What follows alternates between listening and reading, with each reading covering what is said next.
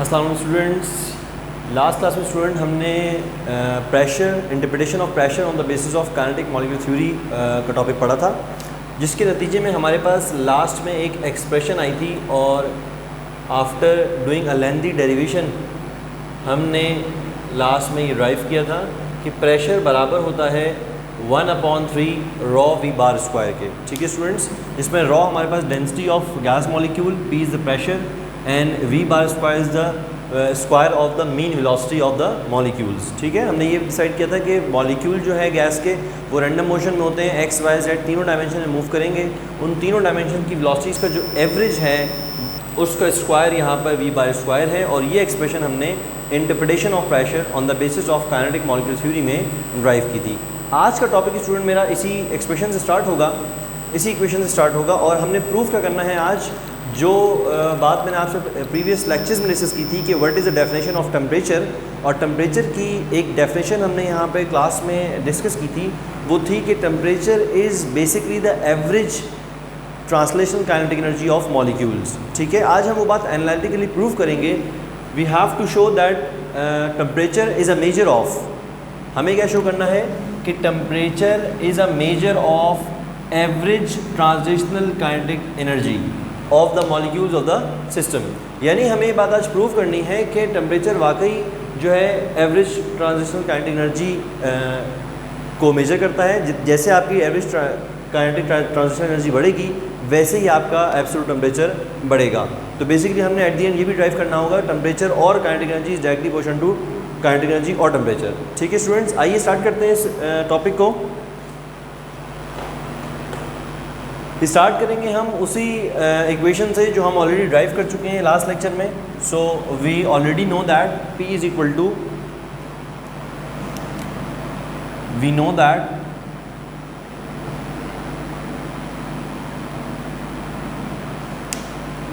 Pressure is equal to 1/3 rho V bar square. ठीक है students, ये बात हमें पता है फ्रॉम, आप लिख सकते हैं अकॉर्डिंग टू KMT। ठीक है, काइनेटिक मॉलिक्यूल थ्योरी की बेसिस पे आपको पता है कि प्रेशर बराबर होता है 1/3 रॉ वी बार स्क्वायर के।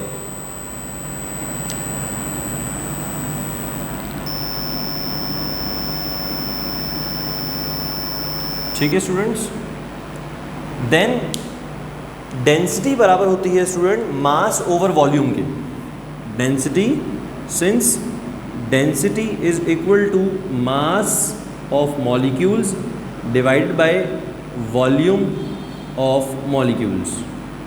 अब स्टूडेंट हमने इस जब डेरिवेशन कर रहे थे हम इसकी, तो हमने आपको बताया था कि एक मॉलिक्यूल का मास अगर m है तो टोटल जो इस रूम में कंटेनर में जो मॉलिक्यूल्स होंगे उसका मास कितना होगा। तो हमने डिसाइड किया था कि टोटल मास,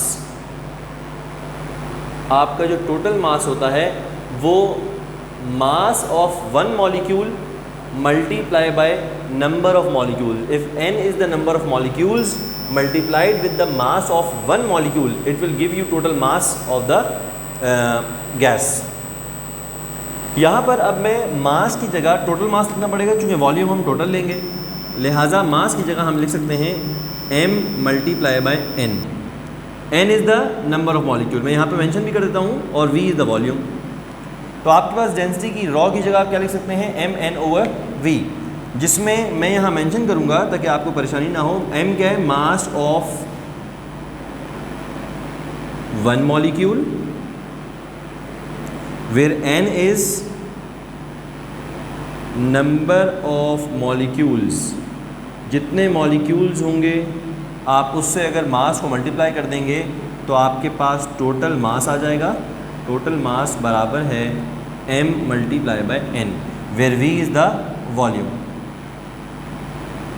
ठीक है स्टूडेंट, यहाँ पे मैं अब रॉ की जगह, इस इक्वेशन में रॉ की जगह मैं क्या पुट कर सकता हूँ, डेंसिटी की वैल्यू mn/v। तो आइए पुट करते हैं और इक्वेशन हमारी बन जाएगी P is equal to 1/3 mn/v multiply by v bar square. अच्छा बहुत से स्टूडेंट ये और v और ये v को सेम समझते हैं, लिहाजा आप कोशिश करें वेलोसिटी के v को यहाँ से आप इसको यूँ दें ताकि आपको पता चले कि ये वेक्टर क्वांटिटी है और वॉल्यूम के वी में आप स्ट्रेट वी बनाएं ताकि आपको पता चले वॉल्यूम वॉल्यूम है और वेलोसिटी वेलोसिटी। बहुत से स्टूडेंट इसको मिक्स कर देते हैं, लिहाजा वो फिर एंड में परेशान हो जाते हैं कि ये अमन ने क्या कर दिया, वी से वी को कैंसिल कर दिया। अब स्टूडेंट आगे चलते हैं, यहाँ पे वॉल्यूम डिवाइड हो रहा है, आपके लेफ्ट हैंड साइड पे जाकर वो मल्टीप्लाई हो जाएगा और इक्वेशन बनेगी P V is equal to 1/3 P V is equal to 1/3 mn। m is the mass, n is number of molecules and v bar square। ठीक है स्टूडेंट्स, यहाँ तक पहुँचने के बाद आप इसे कह देंगे इक्वेशन नंबर 1। फिर आप कहेंगे according to general gas equation, according to general gas equation. General gas equation आपको क्या कहती है स्टूडेंट, कि प्रेशर और वॉल्यूम का प्रोडक्ट बराबर होता है nRT के, जिसमें ये मैं ऑलरेडी ड्राइव करवा चुका हूँ लास्ट लेक्चर्स में, आप देख सकते हैं। जिसने नहीं अभी तक वो वीडियो देखी तो आप हमारी प्रीवियस वीडियोस देखें, उसमें जनरल गैस इक्वेशन हम कंप्लीट ड्राइव करवा चुके हैं आपको। P is the pressure, V is the volume, N is number of moles, ठीक है, R is general gas constant, universal gas constant, और T हमारे पास टेम्परेचर होता है। आप अब इसको इक्वेशन नंबर 2 का नाम दे देंगे और आप देख सकते हैं इक्वेशन 1 हो और 2 हो, दोनों की जो लेफ्ट हैंड साइड है वो आपकी प्रेशर एंड वॉल्यूम का प्रोडक्ट है, लिहाजा आप इन दोनों इक्वेशन को इक्वेट कर सकते हैं। तो आप लिखेंगे कंबाइनिंग और equating equation 1 and equation number 2। 1 और 2 को कंबाइन करेंगे, जैसे ही 1 और 2 को कंबाइन करेंगे स्टूडेंट्स तो आप देख सकते हैं कि मेरे पास ये वैल्यू आ जाएगी n, या आप इसको पहले लिख लें, कोई इशू नहीं है, किसी को पहले लिख लें, 1/3 mn v bar square is equal to nRT। ठीक है, दोनों इक्वेशन को स्टूडेंट मैंने इक्वेट किया है और इक्वेट करने पे नतीजा आया है कि this side the right hand side of first equation becomes equal to right hand side of second equation because their left hand side are equal. ठीक है, अब आपने क्या करना है स्टूडेंट, यहाँ तक पहुँचने के बाद आपने एक प्रॉपर्टी जो है मोल, उसको इस्तेमाल करना है। मोल का फॉर्मूला होता है number of particles divided by Avogadro's number. ठीक है, केमिस्ट्री के स्टूडेंट और यानी प्री मेडिकल और प्री इंजीनियरिंग के स्टूडेंट से बखूबी वाकिफ़ होंगे, लेकिन वो स्टूडेंट जो सेकेंड ईयर के अंदर यहाँ पर कंप्यूटर साइंस से बिलोंग करते हैं उनको शायद बहुत ज़्यादा प्रीवियस बैक क्लासेस में जाना पड़ेगा इस चीज़ को याद करने के लिए। मैं यहाँ पर थोड़ा सा रिमाइंड करवा दूँ, नंबर ऑफ मोल्स को n से रिप्रेजेंट करते हैं और ये बराबर होता है कैपिटल N/NA, जिसमें कैपिटल N को का मतलब होता है नंबर ऑफ पार्टिकल्स, यानी मॉलिक्यूल भी हो सकते हैं, वो आइंस भी हो सकते हैं, एटम्स भी हो सकते हैं, और यहाँ पे आता है एवोगाड्रोस नंबर, एवोगाड्रोस नंबर। अब एवोगाड्रोस नंबर हमारे पास कांस्टेंट होता है, इसकी वैल्यू आप लोगों को पता है 6.02 10⁻23।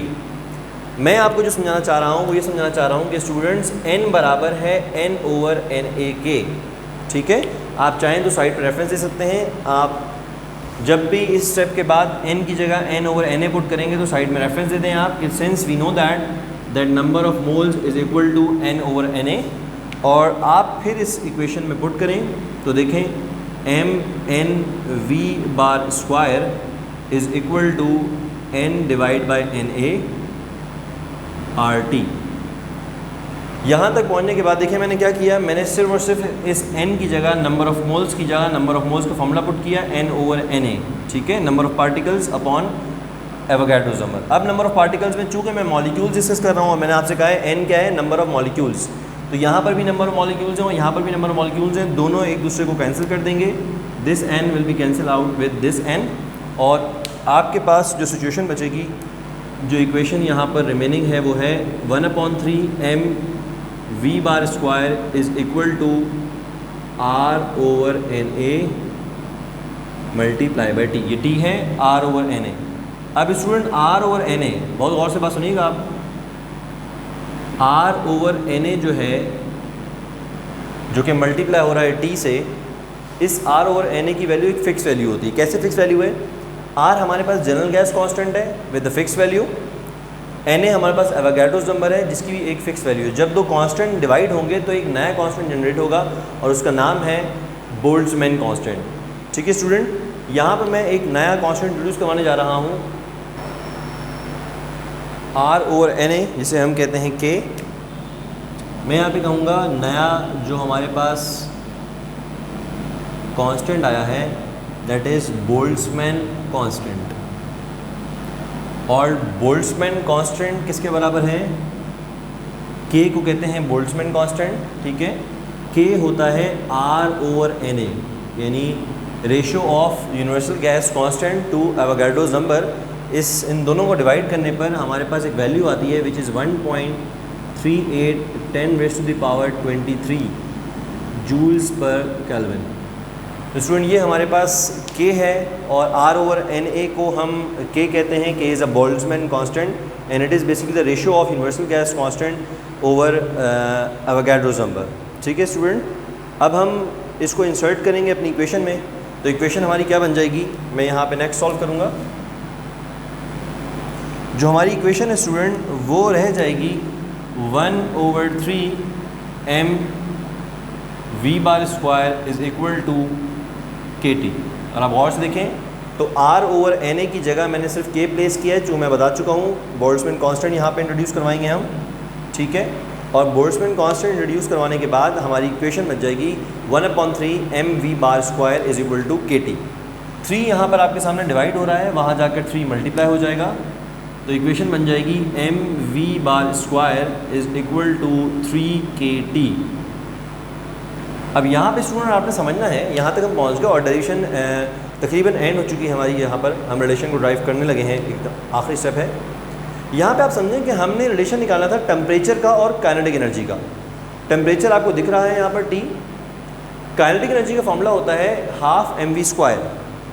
हमें mv² तो दिख रहा है लेकिन यहाँ पे हाफ नहीं दिख रहा। ठीक है, क्योंकि हम ये जानते हैं कि kinetic energy, average kinetic energy, अगर एवरेज की बात करूँगा तो एवरेज काइनेटिक एनर्जी बराबर होती है हाफ mv² के। ठीक है, एवरेज इसलिए क्योंकि ऊपर हम मीन वेलोसिटी लेते हैं, मीन वेलोसिटी के स्क्वायर लेते हैं, लिहाजा एवरेज काइनेटिक एनर्जी निकलेगी इससे। एवरेज काइनेटिक एनर्जी बराबर है हाफ mv² के, जब मेरे पास सिर्फ और सिर्फ mv² मेंशन है।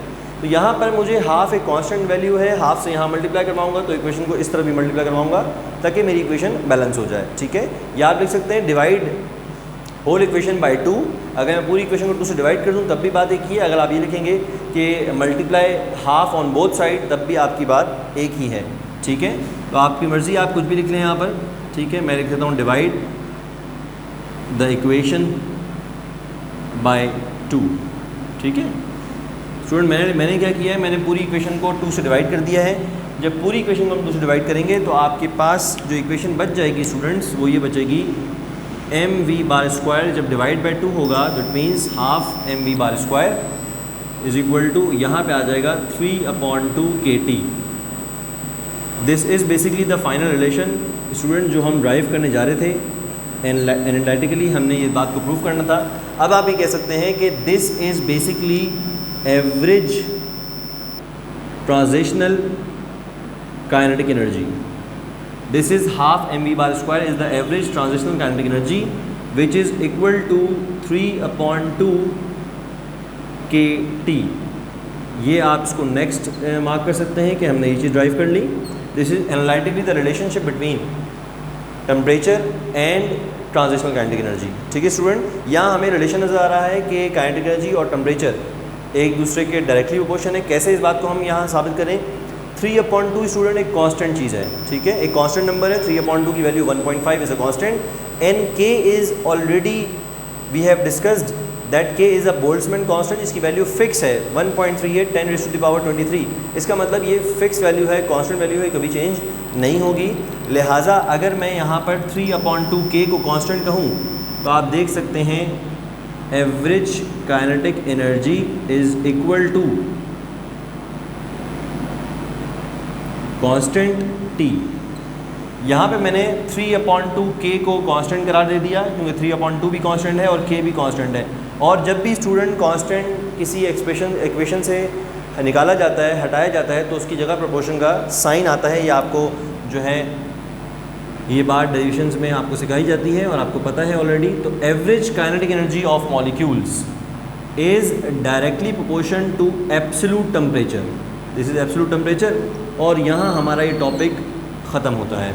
ठीक है, हमने इस डेरिवेशन में स्टार्ट लिया था rho P is equal to 1/3 rho V bar square से, और ड्राइव करते करते हमें कहाँ तक आना है, जहाँ हमें रिलेशनशिप पता चल जाए एवरेज ट्रांजिशनल काइनेटिक एनर्जी और टेम्परेचर के दरमियान। तो यहाँ पे हम कह सकते हैं this expression shows that, result में आप लिख सकते हैं this expression shows that average transitional kinetic energy of molecules of a gas is directly proportion to its absolute temperature. जैसे जैसे आप टेम्परेचर बढ़ाएंगे वैसे वैसे उसकी काइनेटिक एनर्जी बढ़ेगी, और अगर काइनेटिक एनर्जी मॉलिक्यूल्स की ज़्यादा है तो इसका मतलब आपका टेम्परेचर ज़्यादा है।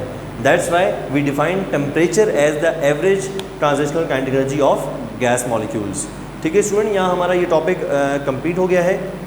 अब जो है चलते हैं स्टूडेंट नेक्स्ट टॉपिक की तरफ, जो कि है हमारे पास VRMS, root mean square speed और या वेलोसिटी। ठीक है, हमने ड्राइव करनी है एक्सप्रेशंस। ठीक है, दो एक्सप्रेशन यहाँ आपके सामने ड्राइव करेंगे। किसके लिए ड्राइव करनी है? For VRMS। What is VRMS?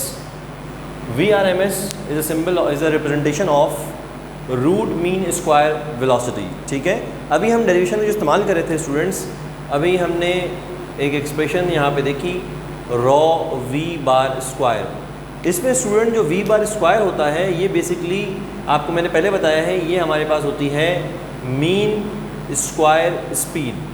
ठीक है, मीन स्क्वायर वेलोसिटी होती है हमारे पास ये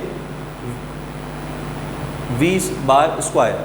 लेकिन यहाँ हमें कैलकुलेट करना है रूट मीन स्क्वायर स्पीड। ठीक है, हमने कैलकुलेट करना है रूट मीन स्क्वायर स्पीड। इसकी डेरिवेशन अक्सर शॉर्ट क्वेश्चन आंसर्स में आ जाती है, शॉर्ट डेरिवेशंस हैं। ठीक है, 4 to 5 स्टेप्स पे मुश्तमिल है। आइए इसको स्टार्ट करते हैं। सबसे पहले देख समझें कि जब भी गैस को कंसिडर किया जाएगा, उस गैस में गैस का एक मॉलिक्यूल नहीं होगा, गैस के बेतहाशा मॉलिक्यूल होंगे। हम उन सारे मॉलिक्यूल को n मॉलिक्यूल्स कंसिडर करेंगे कि if we have n molecules in a container. ठीक है, तो हर मॉलिक्यूल अपनी अपनी वेलोसिटी से मूव रहा होगा, सब की अपनी अपनी वेलोसिटी होगी। V1 की अपनी मॉलिक्यूल नंबर 1 की जो वेलोसिटी होगी वो अपनी होगी, जिसे हम V1 कहेंगे।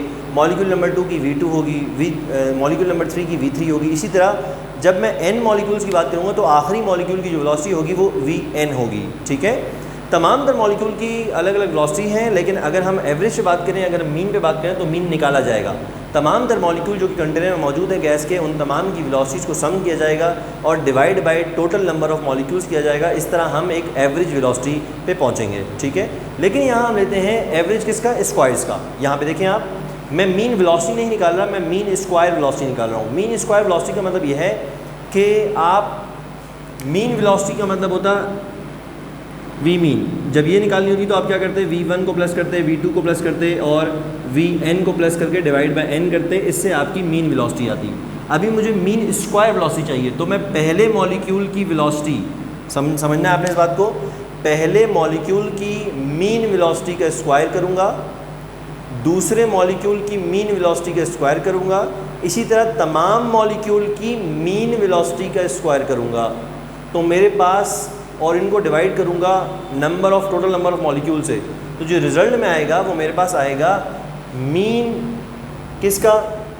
स्क्वायर का। मीन स्क्वायर वेलोसिटी आएगी मेरे पास। ठीक है student, this represent the mean square velocity, जिसमें अब इस V के अंदर तमाम मॉलिक्यूल्स की एवरेज वेलोसिटी जो शामिल है, किसी एक मॉलिक्यूल की नहीं है। हालांकि हमने ये पढ़ा कि अगर हम n मॉलिक्यूल्स कंसिडर करेंगे, अगर हम n molecules of a gas consider करेंगे तो they have velocities over a wide range.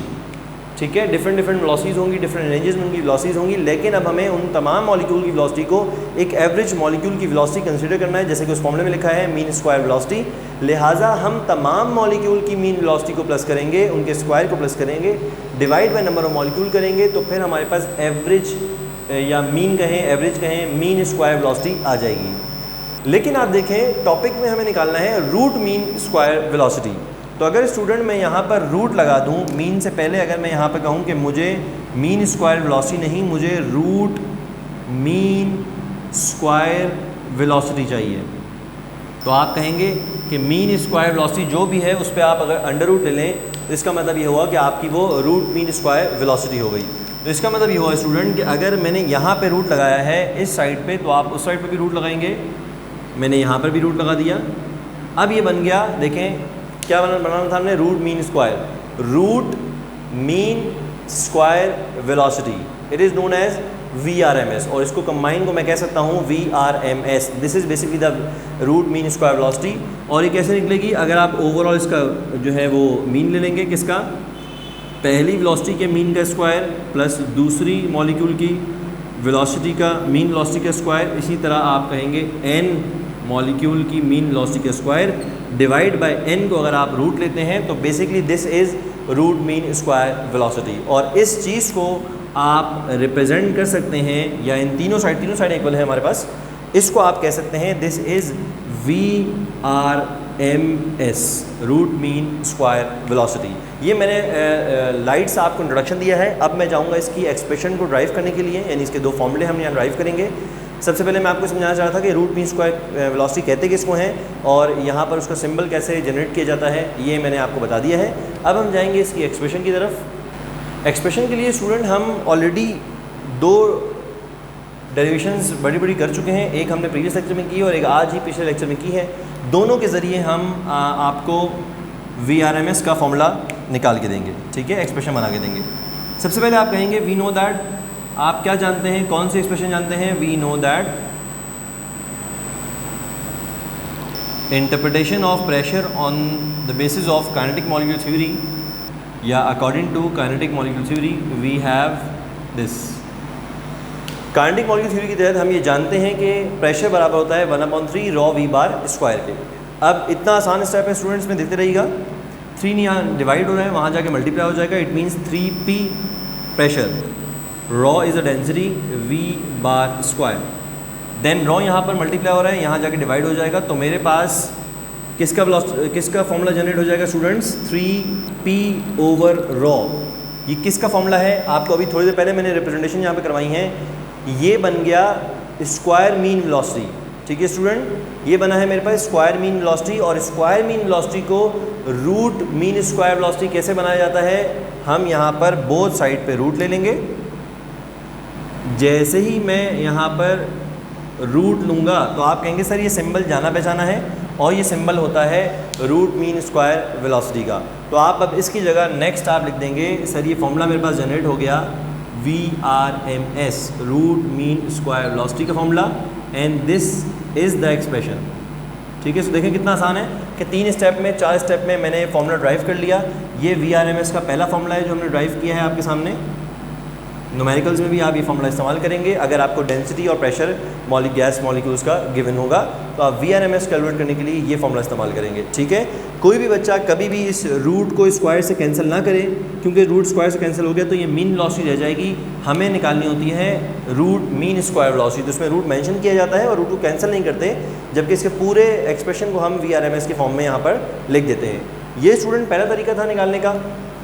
दूसरा तरीके की बात करूँ अगर मैं, तो आप कहेंगे कि सर स्टूडेंट हमें ये पता है व्हाट वी नो दैट कि एवरेज काइनेटिक एनर्जी, हम ये जानते हैं सर एवरेज काइनेटिक एनर्जी बराबर होती है 3/2 kT के। अभी हमने थोड़ी देर पहले ड्राइव किया है, एवरेज काइनेटिक एनर्जी बराबर है 3/2 kT के। अच्छा, एवरेज काइनेटिक एनर्जी होती क्या है, यहाँ पे मेंशन करते हैं, half mv bar square is equal to 3/2 kT, ठीक है। यहाँ पे स्टूडेंट देखें तो आपको समझ में आएगा कि यहाँ से 2 से 2 कैंसिल आउट हो जाएगा और आपके पास बच जाएगा mv bar square is equal to 3 kT, ठीक है। अब मुझे चूँकि निकालना है VRMS, यानी मुझे वेलोसिटी को सेपरेट आउट करना है, लिहाजा आप v बार स्क्वायर को यहाँ रहने दें, m यहाँ मल्टीप्लाई हो रहा है, नीचे जाकर डिवाइड हो जाएगा और आपके पास कुछ सिचुएशन ऐसी बनेगी 3 kT ओवर m, ठीक है स्टूडेंट्स। अब आप देखें बिल्कुल वही कंडीशन है जहाँ पर हुई थी हमारे साथ कि v बार स्क्वायर है, यहाँ भी v बार स्क्वायर है। v बार स्क्वायर का मतलब होता है mean square velocity, mean square velocity हमें इसे बनाना है रूट मीन स्क्वायर वेलोसिटी, लिहाजा हम दोनों साइडों पे रूट अप्लाई करेंगे, applying root on both side. तो ये एक्सप्रेशन फिर आपको पता चलेगा कि सर ये तो VRMS बन गया, और यहाँ पर हम VRMS का सेकंड फॉर्मूला ड्राइव कर चुके हैं, यानी this is the second expression which is 3kT/m। तो यहाँ पर आप पहली एक्सप्रेशन को A कहें, दूसरी एक्सप्रेशन को B कहें, हम दोनों एक्सप्रेशन यहाँ पर ड्राइव कर चुके हैं। ठीक है स्टूडेंट्स, तो आज के लेक्चर में हमने क्या सीखा? आज के लेक्चर में हमने एनालिटिकली ये बात प्रूव की कि किसी भी गैस की जो एवरेज ट्रांजिशनल काइनेटिक एनर्जी होती है वो डायरेक्टली प्रोपोर्शनल होती है टेम्परेचर के, और उस टॉपिक के अंदर हमने इस एक्सप्रेशन को ड्राइव किया। ठीक है, एंड देन हमने रूट मीन स्क्वायर वेलोसिटी समझा कि वो क्या होता है, और हमने उसकी दोनों एक्सप्रेशन यहाँ पर आपके सामने ड्राइव की हैं। आज की क्लास के लिए इतना काफ़ी है। इंशाल्लाह उम्मीद करता हूँ कि आपको टॉपिक समझ में आए होंगे। आपसे मिलते हैं नेक्स्ट क्लास में नए टॉपिक के साथ। तब तक के लिए इजाज़त दें स्टूडेंट्स। अल्लाह हाफ़िज़।